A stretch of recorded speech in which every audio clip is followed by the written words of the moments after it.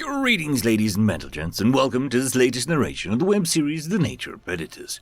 If you are new to the series, there is a playlist listed down below in the description. And as always, I hope that you enjoy. Memory transcription subject, Chief Hunter Isif, Orcs Rebellion Command. Date, standardized shipment time, January 16th, 2137. Residing over the thousands of Orcs rebel ships, I found myself in a more familiar role than managing interpersonal relations with social leaflickers. The Colchians towed a sizable force of their own, and our sensors were able to confirm that they were following us into Harkon territory. Secretary General Zal's proclamation that the enemy possessed drones was eye-opening. We needed to catch up technologically if we wished to contend with the main powers. The Dominion didn't truly want to win, so they were content to remain stagnant. This command ship is only a support ship, so it's not a proper frontline war vessel. What's important is that I'm in the thick of things and calling the shots. Farhill was guarded by human encampments, who were unflinching as we warped into real space. I conversed with the UN commander briefly before patching our forces into one comms channel. The pack predators were masters of coordinated action, and it would be useful to hear their insights during the battle.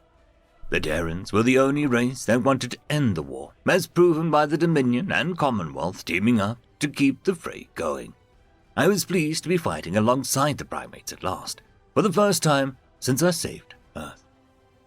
It had taken half a day's travel to reach the Harkon homeworld after mobilizing the rebel forces in a rush.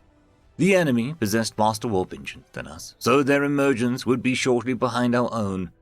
We couldn't stop without committing to a fight, and that meant my team needed to stay on duty. Kaisel was growing cagey, stuck around Farah and the chatty humans. On the opposite pole, Oleg and Lisa looked a little nostalgic, looking out the window towards the occupied planet. I spent a lot of time here researching whether the Harkon dabbled in AI.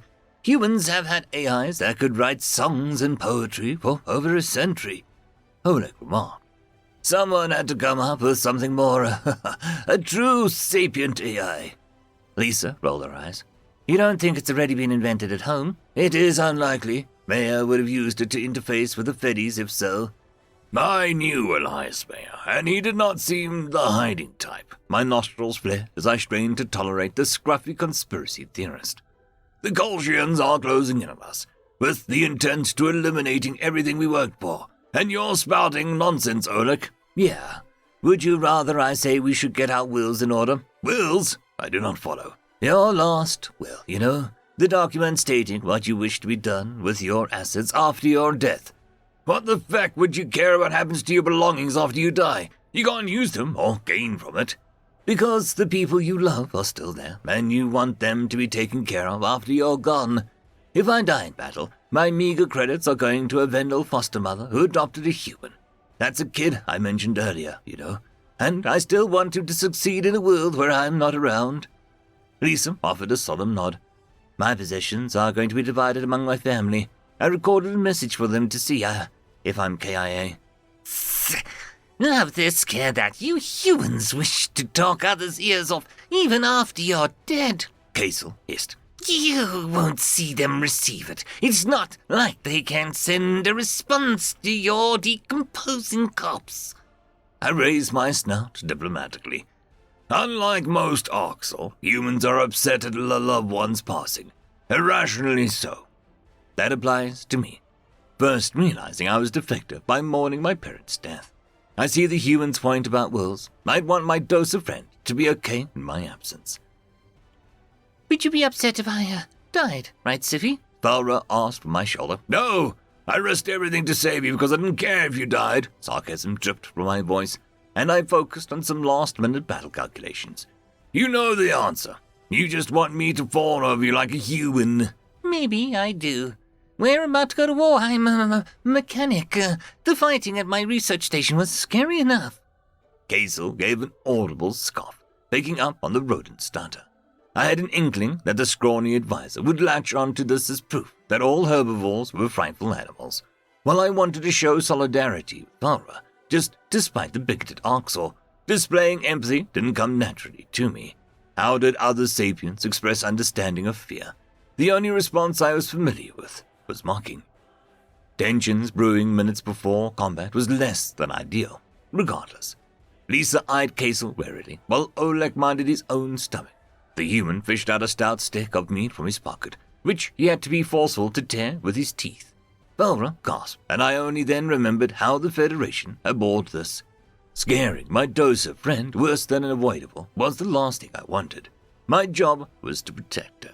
The previous time she tried to observe us eating meat, it culminated with her puking, despite sincere efforts at tolerance.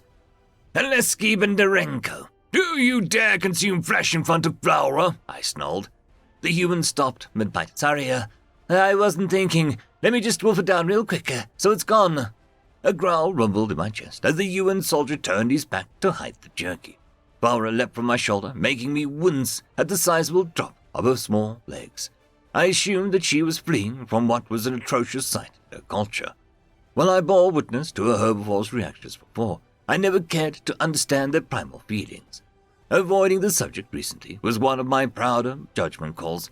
I'd eaten meals alone, sending the humans to their own quarters too, to keep carnivory out of the dose's eyes.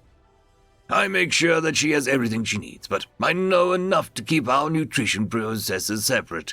It's better that way. Valra couldn't run off too far, so I trailed her with the purposefully slow movements.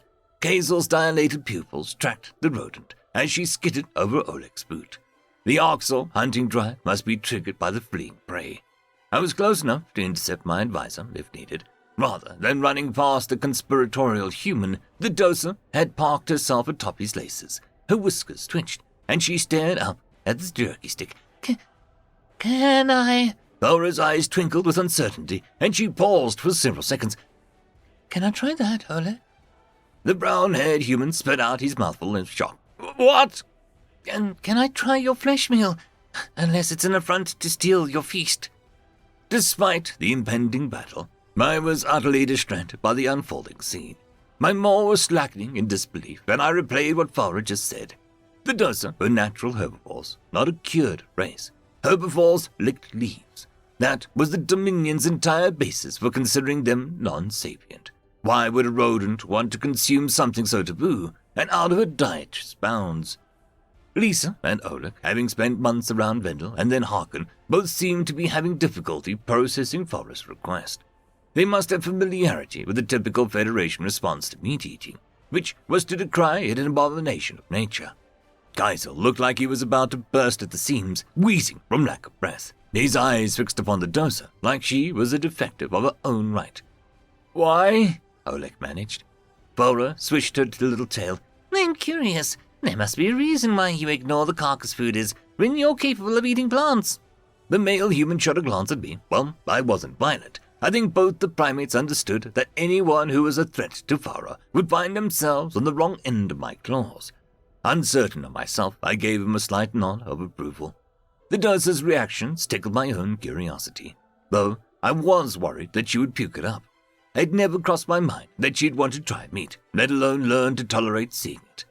Lisa interceded. Hold on. She doesn't have the enzymes to digest it. It won't kill her without the allergy, but we don't want to make her sick. Good point. Oleg inspected the side of the stick he hadn't bitten from and snapped a small morsel off. She's also tiny, so I'll give her a teensy bite. Here, Valra. The doser rose to her hind legs, grabbing the piece. Thank you for sharing. I hope this will help me understand predators better. Why are you wasting your rations, human? Food is too precious to throw away, Kaisel hissed. Oleg raised a nonchalant eyebrow. Even the so-called herbivores eat meat on Earth. I don't see the issue. It's prey. It can't eat real food. It is the food. Fury surged in my heart like a wave in a tempest. I launched myself at Kaisel, feeling my blinding temper get the best of me. The scrawny oxel was slammed into the sensor console, which indicated the Kolshian force was less than a light year out. However, the perils of combat meant nothing compared to someone calling Valra food. I thrashed my tail against his own, eliciting a crack from the bone. My fangs brushed against his throat and traced their way down his windpipe. I will kill you. This is your final warning, I growled. I told you never to speak to her like that again, and you said you'd do whatever I said when you took this role. pain-laced Kaisel's pants. I misspoke. You sure as cruelty, Ted. Insolence is inexcusable for my underlings. You can thank the prey for you getting one last chance. Don't make me make her see what I will do with your corpse. I won't, your savageness. I released the oxel, who barely suppressed a yelp as his fractured tail smacked the floor. There would be no medical treatment for Kaisel when the wounds were intended as punishment. I didn't want to follow Betterman's execution policy, but I'd lose control of my people with too much leniency. Besides, Valra's well-being was an area I didn't take any risks with. There would be no mercy when she was disrespected. Oleg looked at me with wide eyes. Are you good? I expected a more loyal, obedient second out of a defective. That's all I have. Sorry, Farah. Assuming you still want to, you can eat your gift from the human. Unless he's gonna wall slam me if you don't like it. I most certainly likely not. I do not wish to scare off humans when I need your alliance. Is that not obvious? Lisa raised an eyebrow. You like us. Admit it. I tolerate you. I cannot cause bodily harm to you at will, even when you call me a softy. As pleasant as it would be to disprove this notion, Zal would notice your absence if he checked in. Sure, big man. Meanwhile, you let Farah believe you were a human because you wished you were one of us. Your words. For what it's worth, I wish I was a human as well, Kaisel offered, with a sour note in his voice, to have the luxuries you take as guarantees. That is what we are fighting for, unless you've forgotten, I spat. Regardless, I will not harm the leaf-licking primates unless they endanger Vara. The doser dismounted Oleg's shoe. So, I'm good to go. Here goes nothing. Vara was holding the jerky like it burned to the touch, but slowly brought it closer to her face. Summoning her courage, she managed a tiny nibble. The doser passed the predator food around her mouth, and her eyes rolled back with thought.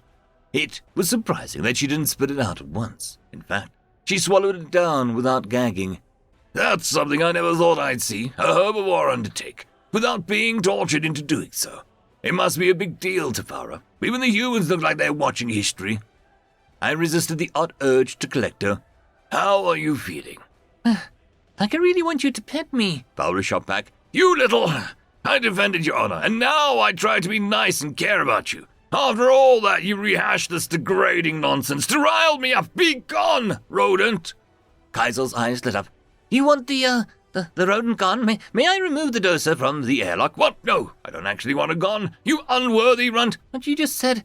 I don't follow. Sorry, read the room, Oleg chimed in. Isip says he wants her out of his sight, or that he's regretting not leaving her in Maloo at least once a day. Lisa nodded, and means the opposite. Barbara skidded over to her water saucer. To answer your question, Sophie, I feel okay. The taste was very strong and lingers. The texture felt phony, but I don't know if I like it. But I think it's best to wash it out down. Having been distracted long enough by the deranged doser, I resumed my watchfulness for the Kolshians pursuing us. It seemed doubtful that the UN forces padding our ranks would deter them from snuffing us out. An Oxal seeking peace was the worst thing that could happen to the Federation. In Lyconis' eyes, it surpassed the damage that human benevolence had done to their goals. Oleg and Lisa found their posts in the nick of time, readying themselves to pass along relevant insights. Kaisel nursed his wounded tail and verified that our assets were ready for action. Commanding an entire fleet did seem easier with multiple sets of eyes, rather than making decisions without any assistance. I hopped away from my post for a brief second, scooping Farah up. The doser had been keeping her distance to avoid distracting me. They're almost here. You need to focus, the doser said. You don't want me to stay on your scales? I sighed. You've never been in space combat. I wouldn't want you to be scared alone. We are in this together, yes? You're so sweet, Siffy. Together. Thousands of enemy ships were ripped from subspace as they encountered humanity's FTL disruptors around Farhol.